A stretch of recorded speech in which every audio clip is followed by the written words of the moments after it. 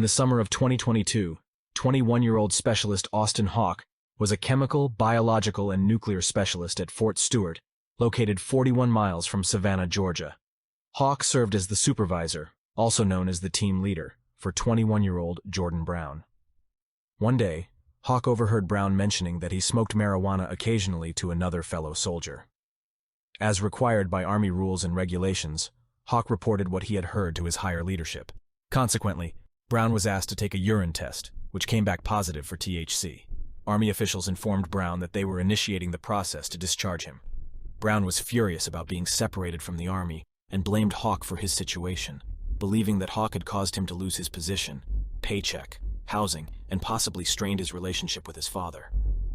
Brown attempted to contact Hawk multiple times and even showed up outside Hawk's barracks room door to confront him. However, Hawk ignored him and told him to go away. When Brown finally informed his girlfriend about his discharge, she broke up with him. Feeling betrayed, Brown reached out to his friend, 29-year-old Army Sergeant Byron Booker, who had been separated from the Army a month earlier for using illegal drugs. Although Booker lived outside the base, he suggested silencing Hawk by taking his life.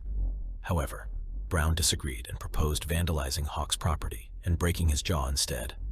Despite the situation having nothing to do with him, Booker wanted to escalate it further. On June 17th, around 12:20 a.m., Booker drove to the base, parked his vehicle outside a gate, bypassed security, and walked a mile to Hawk's barracks room. Hawk had been playing video games until 11 p.m. that night until he had fallen asleep. Booker knew Hawk would be alone in his room because Brown told him Hawk's roommate had recently moved out. Brown had supplied Booker with a master key to unlock Hawk's door, and Brown ran back downstairs to his room, which was directly underneath Hawk's room. When Booker gained entry, Hawk was awakened out of his sleep, and they began to fight for 40 minutes. After a lengthy struggle, Hawk was stabbed 44 times. Booker stabbed him with a blade in the brain, lungs, and kidney. A 3-inch gash across his throat was the fatal blow. During the fight, Booker accidentally cut his own hand and was bleeding as he left. Hawk was found in his room at 6:45 a.m. after he failed to show up to the 6:30 morning formation. Booker was arrested later that day, and Brown was arrested 10 months later in April. Booker pleaded guilty to conspiracy, assault upon a member of the United States Uniformed Services, conspiracy to retaliate against a witness, retaliation against a witness with bodily injury, retaliation against a witness with killing, murder of a member of the United States Uniformed Services, and premeditated murder. He was sentenced to life without parole in federal prison. Brown was labeled as the co-conspirator and was given a 20-year sentence in federal prison. April 25, 2010, 46-year-old Alan Hurley was serving a 448-month prison sentence in USP Canaan for bank robbery after he had just been released for completing a 111-month sentence for a previous bank robbery. Hurley was roommates with 44-year-old Joseph O'Kane, who was an associate of the Gambino crime family and was imprisoned for life on murder and racketeering charges. He was also a key witness in the trial of John Gotti Jr. They both began to get into an argument, and Joseph told Alan that he was going to kill him and his family. Alan felt threatened, so he pulled out a pencil-thin-sized shank and stabbed Joseph in the brain, continuing to stab him 93 times. Alan was charged with murder, but pleaded that he was acting in self-defense. However, he would eventually be sentenced to life in prison. January 13, 2003. 26-year-old Susan Wright was constantly abused by her husband, Jeffrey Wright, until one night she had enough. She seduced her husband and promised him they would have sex. Once they were in bed, she began to tie him up as if they were role-playing. Then she proceeded to stab her husband 193 times with 2 separate knives. Afterward, she dragged his body to the backyard of their Houston home and buried him. In an attempt to cover up the crime, she painted the walls of the bedroom. The following day, she went to the police station to report a false domestic abuse incident and obtained a restraining order against Jeff to explain his disappearance. Just 5 days later, on January 18th, Susan called her attorney to come to her home, where she admitted to stabbing her husband and burying him in the backyard. On January 24th, Wright turned herself in at the Harris County Courthouse and was arraigned on murder charges. The trial began on February 24th, 2004. Susan pleaded not guilty to killing her husband, claiming self-defense. The prosecutor had a completely different portrayal of Susan compared to her defense attorney. The prosecution believed Susan seduced her husband, tied him to the bed, stabbed him, and buried him in the backyard to obtain his life insurance money.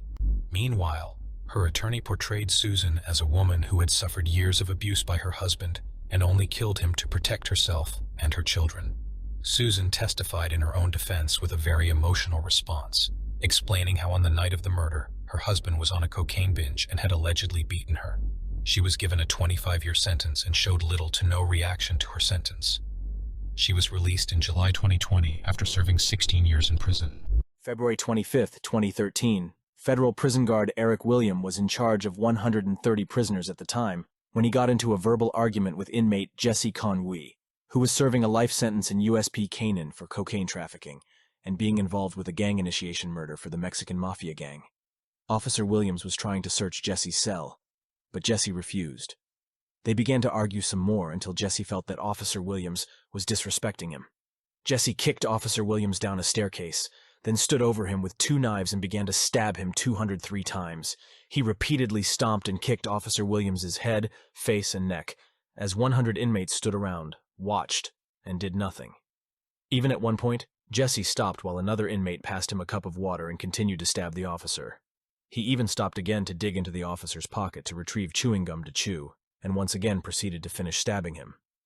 The officer was pronounced dead, and Jesse was apprehended from his cell. He admitted to the stabbing. During his trial, the jury was not sure whether to give him the death penalty or not, because he was already serving a life sentence. But because of 1 jury vote out of 12, Jesse was able to escape the death penalty and was sentenced to another life sentence. This sentencing shook a lot of correctional officers in prisons. The guards felt as if it was a green light to allow inmates who were serving life to have a field day on prison guards, and they would not receive the death penalty, but only be punished by returning to their original natural life sentence. So in February 2023, the Thin Blue Line Act bill was introduced, where if any federal law enforcement officer were to be killed, then the maximum punishment, including the death penalty, would be handed down. Jesse is currently serving his time at ADX Florence, America's strictest supermax prison, also known as Alcatraz on the Rockies.